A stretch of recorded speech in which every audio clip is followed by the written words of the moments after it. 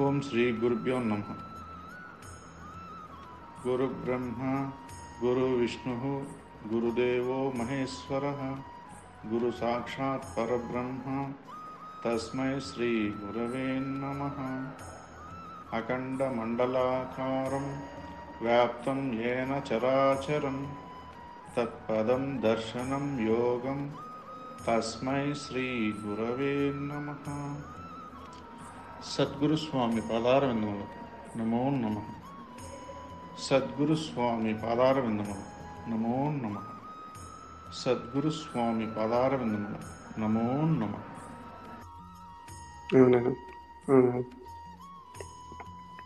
తారకం పొందక ముందు ఒక విధంగా ఉండింది, తారకం పొందిన తర్వాత ఇప్పుడు మనం ప్రమాణం చేసినటువంటి వారిని అంతకుముందు ప్రమాణం లేకుండా జీవిస్తా వచ్చినాం. ఇప్పుడు మన జీవితానికి ప్రధానం అయిపోయింది. ఇప్పుడు ఏది సత్యం అనేది ప్రధానమైంది.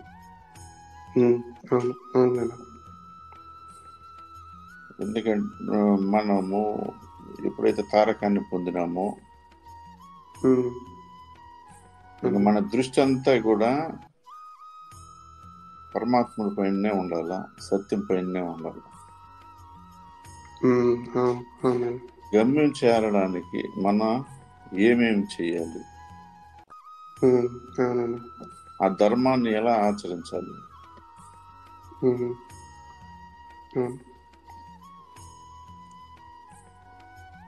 అనేది ఇక్కడ ప్రధానంగా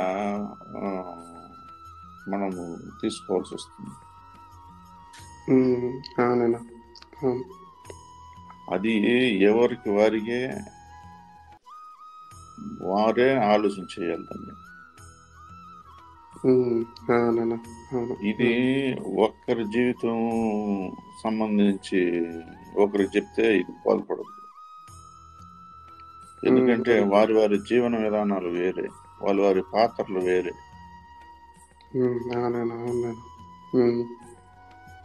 ఆయా పాత్రకు తగినట్టుగా ఉంటుంది అక్కడ. వారి వారికి తగినట్టుగా కర్మలు ఉంటాయి, వారి వారికి తగినట్టుగా మనస్సు ఉంటుంది.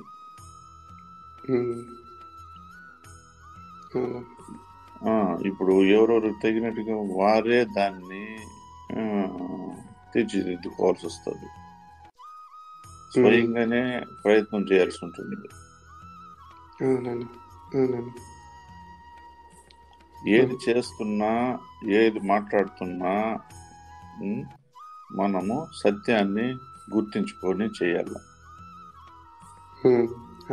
ఎందుకంటే ప్రమాణం చేసినాము, నిరంతరము తారకాన్ని సాధన చేస్తున్నాము. అప్పుడు మనము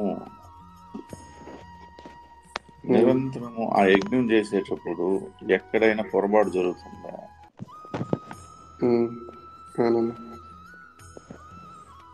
సత్యాన్ని పొందుండేటప్పుడు మనం ఎక్కడ అసత్యానికి లోనవుతామా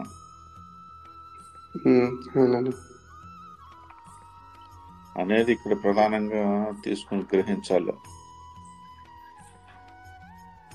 మనకు కర్మానుసారంగా ఎన్నో ఎదురవుతుంటాయి.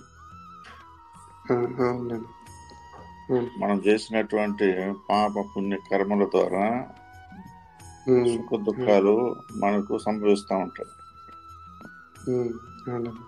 అక్కడ మనం ప్రతిస్పందించేది ఇక్కడ అసలైన ఇది ఉంటుంది. అక్కడ మనకు ఏ రకంగా వచ్చినా కూడా మనము సత్యాన్ని నిలబెట్టేటట్టుగానే మనము ప్రయత్నం చేయాలి. ప్రయత్నం చేసి నిలబెట్టాలి కూడా. అది దానివల్ల మనకు బాధలు రావచ్చు, ఇబ్బందులు రావచ్చు, కష్టాలు రావచ్చు, నష్టపోవచ్చు, మాటలు పడవచ్చు, ఎన్నో అవమానాలు పడవచ్చు. ఎన్నో దూరం కావచ్చు, మనుషులు దూరం కావచ్చు, బంధాలు దూరం కావచ్చు, కుటుంబ సభ్యులు కూడా దూరం కావచ్చు, కూడా ఉన్నటువంటి ప్రధానమైన బంధాలు దూరం కావచ్చు. ఇక్కడ స్వధర్మం చేస్తున్నామా, సత్యాన్ని నిలబెట్టామా లేదా, ఇది ప్రధానంగా నిలబడుతుంది. చివరికి అన్ని వేరే చేసుకున్నప్పుడు ఇటువంటి ఎన్ని ఎదురైనా కూడా మనము సత్యాన్ని నిలబెట్టేదానికి ప్రయత్నం చేయాలి.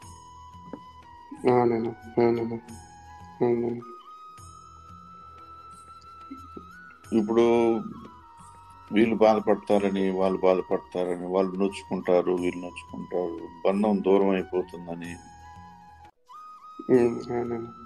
తల్లి మనము తల్లిని, తండ్రిని, భార్యని, భర్తని, పిల్లలని, ఇంకొక బంధం అని మనము ఈ బంధం దూరం చేసుకుంటే ఎట్లా అని వాళ్ళు ఎప్పుడైతే అసత్యం పట్ల వాళ్ళు నడుచుకొని, ఎప్పుడైతే వాళ్ళు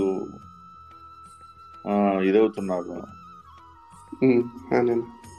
మనం ఎప్పుడైతే సత్యం పట్ల నిలబడాలనుకున్నామో అప్పుడు ఇరువురి మధ్య భేదం వస్తుంది, విభేదాలు వస్తాయి.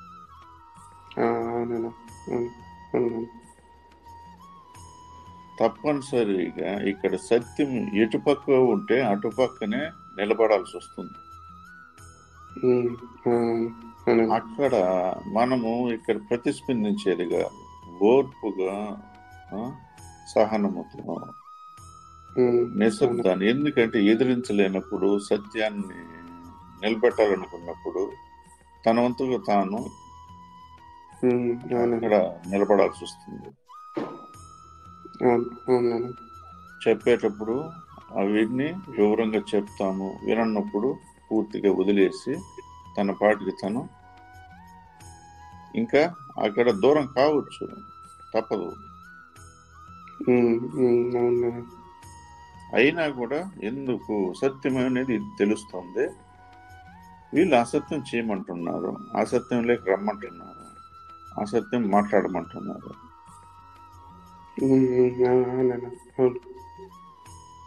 కాబట్టి ఎటువంటి బంధమైనా ఏడా వదులుకోవడానికి సిద్ధంగా ఉండాలి. ఏడా సత్యాన్ని పట్టుకున్నావా, తల్లిని పట్టుకున్నావా, సత్యాన్ని పట్టుకున్నావా, తండ్రిని పట్టుకున్నావా, సత్యాన్ని పట్టుకున్నావా, భర్తను పట్టుకున్నావా, సత్యాన్ని పట్టుకున్నావా, భార్యను పట్టుకున్నావా, సత్యాన్ని పట్టుకున్నావా, పిల్లలను పట్టుకున్నావా, సత్యాన్ని పట్టుకున్నావా, మిగతా బంధాలను పట్టుకున్నావా, సత్యాన్ని పట్టుకున్నావా, వస్తువులను పట్టుకున్నావా, సత్యాన్ని పట్టుకున్నావా, ఇక్కడ కనపడేటువంటి ధనాన్ని పట్టుకున్నావా,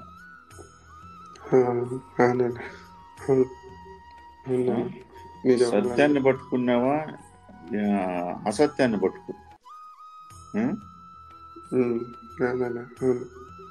ఏం పట్టుకున్నావు?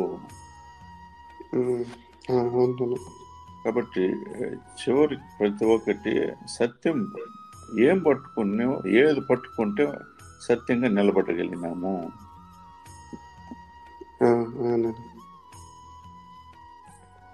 సత్యాన్ని పట్టుకున్నావా, వచ్చినటువంటి బాధను పట్టుకున్నావా? సత్యాన్ని పట్టుకున్నావా, వచ్చిన కష్టాన్ని పట్టుకున్నావా? సత్యాన్ని పట్టుకున్నావా, వచ్చిన నష్టాన్ని పట్టుకున్నావా? సత్యాన్ని పట్టుకున్నావా, వచ్చిన సమస్యలను పట్టుకున్నావా?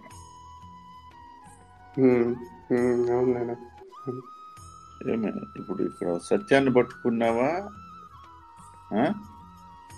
ఎటువంటి పాపకర్మను పట్టుకున్నావా, పుణ్యకర్మను పట్టుకున్నావా?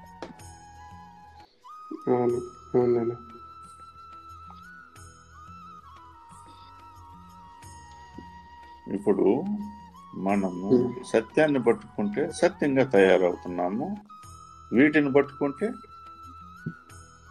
వీటిగా తయారు అయిపోతున్నాం. ఎందుకంటే మనము ఏ పని చేస్తే ఆ పని తిరిగి వస్తా ఉంది. మనము ఏ పని చేస్తే ఆ పని తిరిగి వస్తా ఉంది. ఏ ఆలోచన చేస్తే ఆ ఆలోచన తిరిగి వస్తా ఉంది. ఏ మాట మాట్లాడితే ఆ మాటే తిరిగి వస్తా ఉంది. ఎలా ప్రవర్తిస్తే అలాగే ఎదురుగా ప్రవర్తిస్తా ఉన్నాం. మనం ఎలా నడుచుకుంటే ఎదుటి దగ్గర నుంచి కూడా అలాగే నడుచుకుంటాం. మనం ఏ పనులు చేస్తే ఆ పనులే తిరిగి వస్తా ఉంది. ఏ కర్మ చేస్తే ఆ కర్మే తిరిగి వస్తా ఉంది. కాబట్టి ఏది చేస్తే అది వచ్చేటప్పుడు సత్యమే చేయాలి.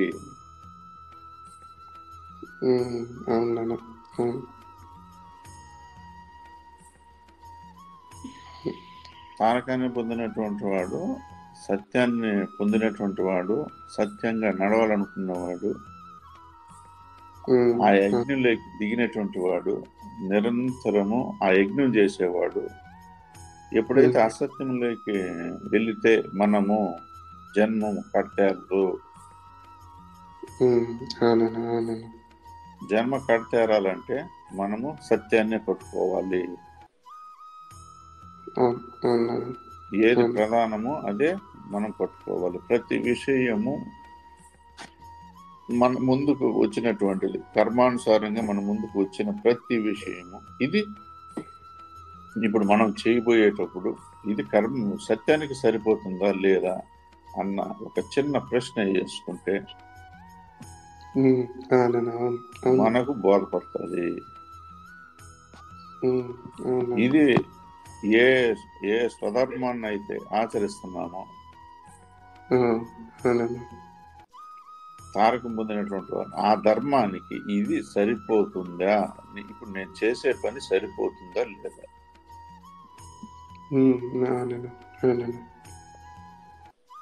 సరిపడినప్పుడు దాన్ని వదులుకోవడం మంచిది. సరిపడుతుంది అనుకున్నప్పుడు ఎంత కష్టమైనా పడాలి.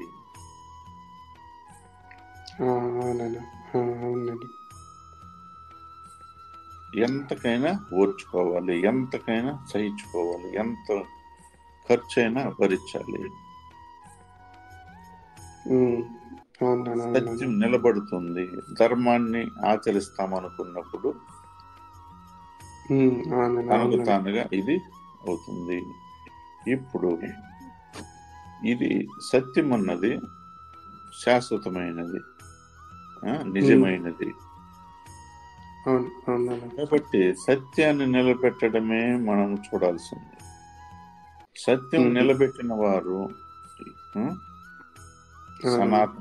సనాతనంగా ఈ లోకంలో ఇప్పటి వరకు సత్యాన్ని నిలబెట్టిన వాళ్ళే నిలబడి ఉండాలి. ఆ మహనీయులు, ఆ మహాత్ములు, ఆ పెద్దలు యొక్క వాక్కులే మనం ఈనాటికి కూడా అది సత్యపరమైంది కాబట్టి, నిజం కాబట్టి నిలబడింది. వాటిని ఇప్పటికీ వింటున్నాము, ఒకరికొకరు మాట్లాడుకుంటున్నాము, విచారిస్తున్నాము, దాన్ని ఆచరించేదానికి ప్రయత్నాలు చేస్తూనే ఉన్నాం. ఆ నిజము సత్యం ఎప్పుడైతే నిలబెట్టినారో వాళ్ళ పేరు నిలబడుతుంది.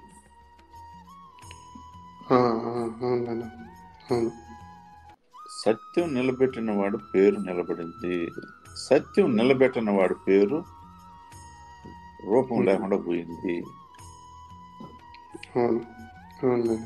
ఈ అసత్యములో కూడా, ఈ అసత్యమైన ఈ అబద్ధములో కూడా, అశాశ్వతమైన దాంట్లో కూడా సత్యాన్ని ఎవరైతే నిలబెట్టారో వారు మాత్రమే, వారి రూపనామాలు మాత్రమే ఇప్పుడు నిలబడి ఉంటాయి. వారిని ఎంతో మంది మార్గదర్శులుగా, ఆదర్శంగా తీసుకొని మనం జీవిస్తున్నాము.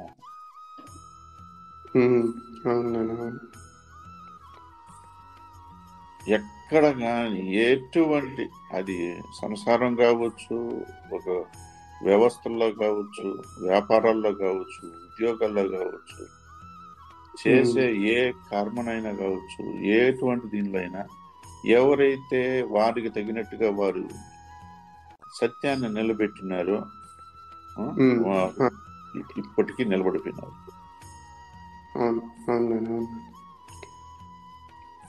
అట్లా ధనవంతుడైన రాజులైనా నిలబడి ఉంటారు. వాడు పేదవాడైనటువంటి వాళ్ళైనా వాళ్ళ దృష్టిలో వాళ్ళు నిలబెట్టిందానికి వాళ్ళు నిలబడినారు. పేదవాళ్ళు ధనికులు అనేది ఇక్కడ తేడా లేదు. వారి వారి స్థితికి తగినట్టుగా సత్యాన్ని నిలబెట్టిన వారే నిలబడినారు.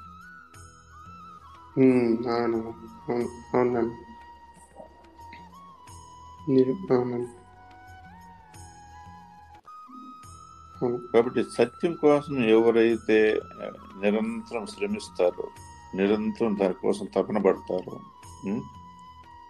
నిరంతరం దానికోసం ప్రయాణం చేసేవారు,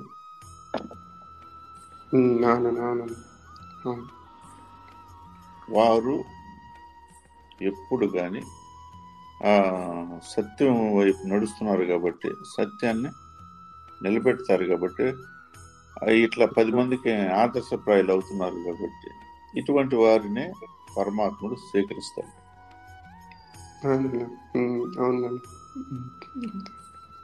ఎప్పుడైతే పరమాత్ముడు స్వీకరించినాడు కాబట్టి వారి ద్వారా ఆ సత్యం 10 మందికి తెలియబడుతుంది.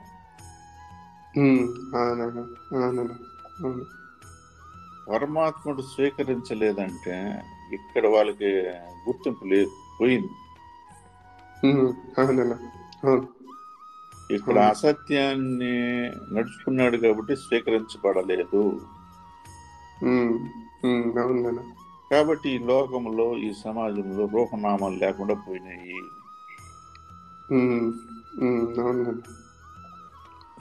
పరమాత్ముడు ఆ సత్యవంతుడిని స్వీకరించినాడు కాబట్టి ఆ సత్యవంతుడికి తగినట్టు అందరికీ తెలియబడతా ఉంది. సత్యాన్ని వృధా కాకుండా ప్రతి ఒక్కరికి తెలియబడతా ఉంది. అది పేదవాడైనా సరే.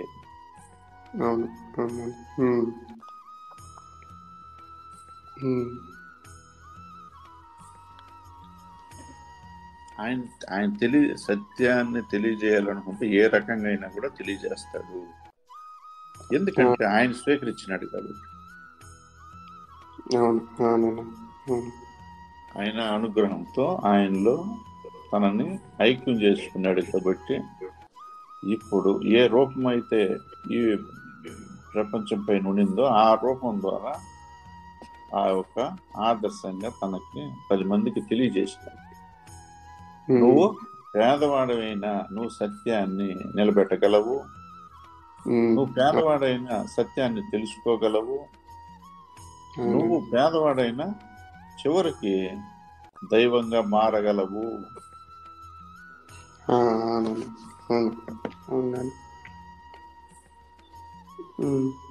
ఇక్కడ కర్మానుసారంగా వచ్చిందే కానీ ఇదే ధనికుడని పేదవాడని నువ్వు సత్యవంతుడుగా నువ్వు నడుచుకున్నప్పుడు అది అడ్డు రాదు.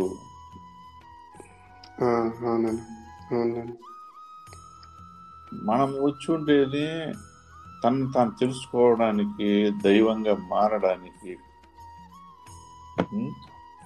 పరమాత్మలో ఐక్యం కావడానికి. ఇది ప్రధాన అంశము. ఇవి ప్రధాన అంశాలు ప్రతి మానవుడికి. అంతేగాని ఈ కర్మానుసారంగా వచ్చినటువంటి ధనిక పేద వర్గాలు కాదు కదా. ఇవి ఆ దేహంతో కూడా వచ్చినటువంటి కర్మానుసారంగా వచ్చినటువంటివి ఇవి. అంతేగాని ఇవి ప్రధాన అంశాలు కాదు.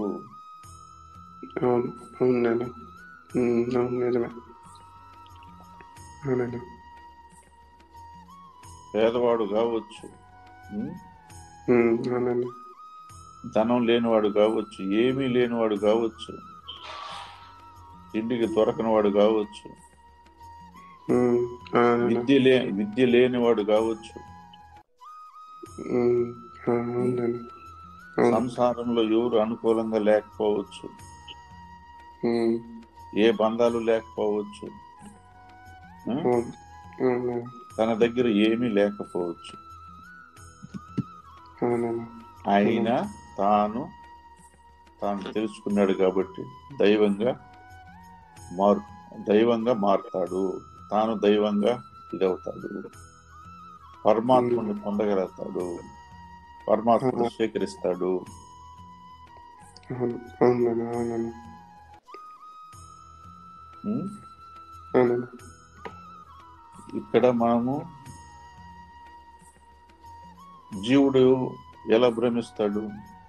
ధనం ఉండేవాడికి మాత్రమే భగవంతుడు అనుకూలమే. ఎందుకంటే ధనం ఉండదు కాబట్టి అన్ని నైవేద్యంగా ఇవ్వగలుగుతాడు, అన్ని సమర్పించగలుగుతాడు, అన్ని పూజలు చేయగలుగుతాడు, అన్ని రకాలుగా సేవలు చేయగలుగుతాడు, అన్ని రకాలుగా దానాలు చేయగలుగుతాడు.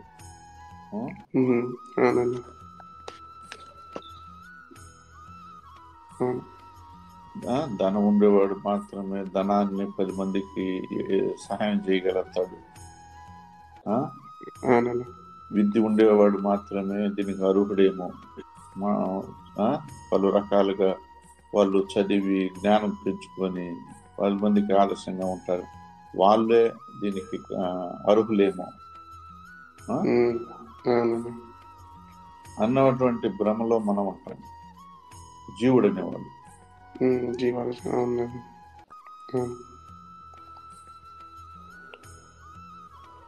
తనకి అవన్నీ పుణ్యకర్మ వల్ల వచ్చినాయి.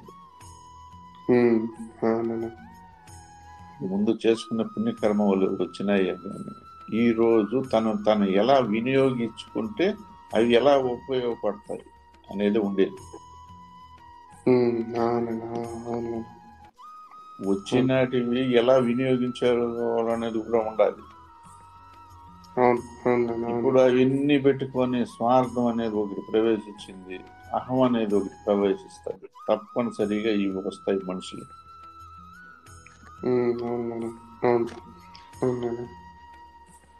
అప్పుడు తన దగ్గర ఉండేది కోల్పోతాడు, దైవాన్ని తను తెలుసుకోలేడు, దైవంగా మారలేడు. ధనవంతుడు చేసే పని ఇలా ఉంటుంది.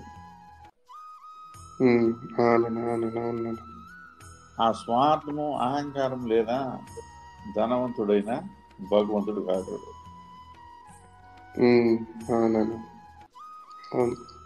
ఇక్కడ పేదవాడు ఏమంటే ఇప్పుడు ధనికుడిని చూడకుండా, పై వాళ్ళని చూడకుండా తనకు ఉన్న దాంట్లో తాను ఉండే పరిస్థితి అని అనుకున్నప్పుడు ఆ ఆశలు కోరికలు ఎప్పుడైతే పుట్టవో తాను భగవంతుడిగా మాట్లాడతాడు.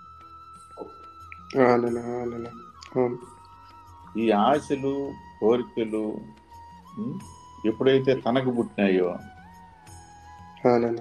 తాను భగవంతుడిగా మాట్లాడాడు.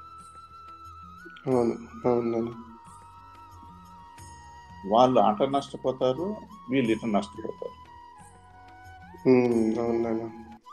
ఇప్పుడు పేదవాడైనా భగవంతుడు కాగలుగుతాడు, ధనికుడైనా భగవంతుడు కాగలుగుతాడు. వాళ్ళలో స్వార్థము అహంకారం ప్రవేశిస్తే వాళ్ళల్లో పోతుంది, వీళ్ళలో ఆశలు కోరికలు పుట్టినాయంటే వీళ్ళు పోగొట్టుకుంటారు.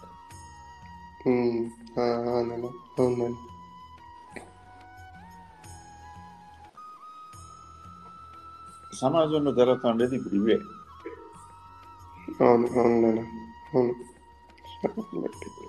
కాబట్టి వాళ్ళు నడుచుకునేదాన్ని బట్టి ఇవన్నీ సత్యం నిలబడుతుంది.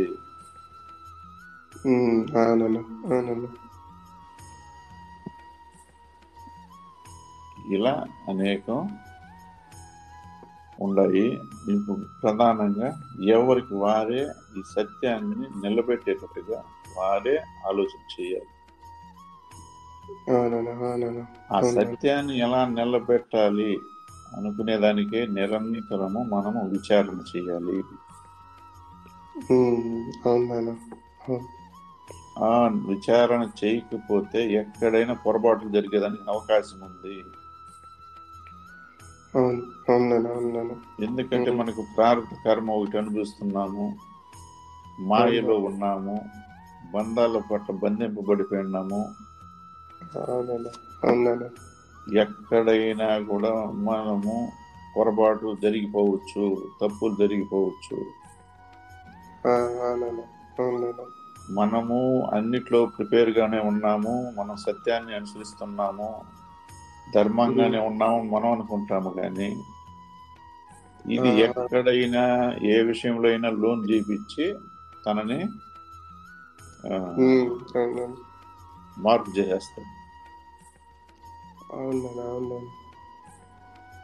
కాబట్టి సత్యవంతుడుగా తాను ఉండాలి, సత్యంగా ఎప్పుడైతే ఉన్నామో అన్ని ప్రతిదీ సత్యాన్ని గ్రహించాలంటే తాను సత్యములో నిరంతరం విచారణ మార్గంలో ఉండాలి.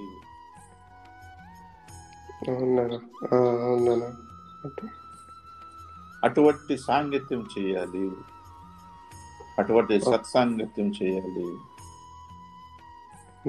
అటువంటి ఇప్పుడు జరిగేటువంటి సత్సంగాలు ఉండాలి. నిరంతరము తారకులతో తాను సంబంధం పెట్టుకోవాలి. ఇటువంటి వారు నిరంతరం ఆ సత్యం కోసం, ఆ జ్ఞానం కోసం ఎవరైతే తపన పడుతున్నారో అటువంటి వారితో సాంగత్యం చేయాలి.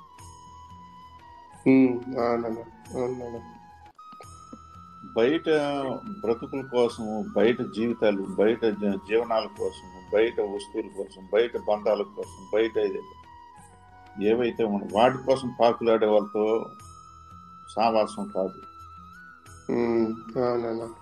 ఆత్మస్వరూపుడిగా ఉండి కూడా జీవస్వరూపుడిగా పరిగెడతా ఉన్నాడే అలాంటి వాళ్ళతో కాదు.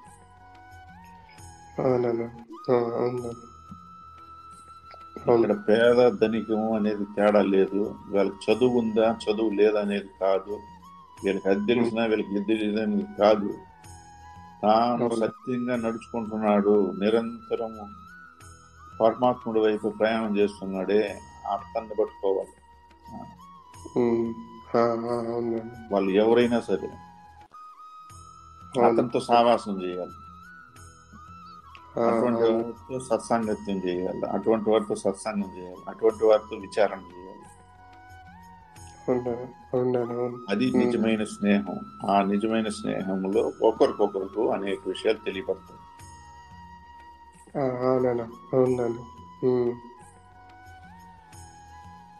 తనంతటిగా తానుగా తెలుసుకునేటప్పుడు అటువంటి ఆత్మస్వరూపుడితో తాను స్నేహం ఉండేటప్పుడు తనకు ప్రతి విషయంలో తనకు వచ్చే ఆలోచనే కాకుండా తనతో ఎప్పుడైతే పంచుకుంటాడో, నేను ఈ పని చేయాలనుకుంటున్నాను, నాకు ఇది బోధపడడం లేదు, ఇది సత్యానికి సరిపోతుందా లేదా అన్నప్పుడు ఇద్దరు విచారించుకుంటారు. విచారం జరగాల. ఇద్దరు విచారించుకొని సత్యానికి సరిపోతుంది అనుకున్నప్పుడే ఇద్దరు మాట్లాడుకుని ఆ పని చేయగలుగుతారు. వీరికి వచ్చినప్పుడు వాళ్ళు సలహా ఇవ్వగలుగుతారు, వాళ్ళకి వచ్చినప్పుడు వీళ్ళు సలహా ఇవ్వగలుగుతారు. ఇట్లా ఒకరికొకరు సహాయ సహకారాలు అందించుకొని దేనికోసము, సత్యం నిలబెట్టడం కోసము. సత్యాన్ని నిలబెట్టడం. మనము ఏ దీంట్లో చేరినాము, సత్యం అనే వస్తువును స్వీకరించినప్పుడు, సత్యం అనే పరమాత్మని యొక్క బడిలో చేరినప్పుడు మనము అదే నేర్చుకోవాలి, అదే నడుచుకోవాలి, అదే మాట్లాడాలి, అదే చెయ్యాలి, చివరికి అదే మారిపోవాలి, అదే సర్టిఫికెట్ పొందాలి, సత్యంగానే మారిపోవాలి అన్నప్పుడు తాను నిరంతరము ఇటువంటి పనులు చేస్తా ఉంటే గాని సత్యాన్ని నిలబెట్టలేడు. కాబట్టి ఆ జ్ఞాని కోసము, అటువంటి సత్య మార్గంలో ఉండేవాడి కోసం, అటువంటి ఆత్మస్వరూపుడు కోసం వెతుకు. మనతో కూడా ఎవరు ఉండారో వాళ్ళని వెతుకు, వాళ్ళతో సావాసం చేయి. ఉమ్, అవును అప్పుడు అవునండి. కుటుంబంలో ఎలా ఉండాలా, సంసారంలో ఎలా ఉండాలా, ఈ బంధాలతో ఎలా ఉండాలా, ఉం? అవునండి. ఇది సరి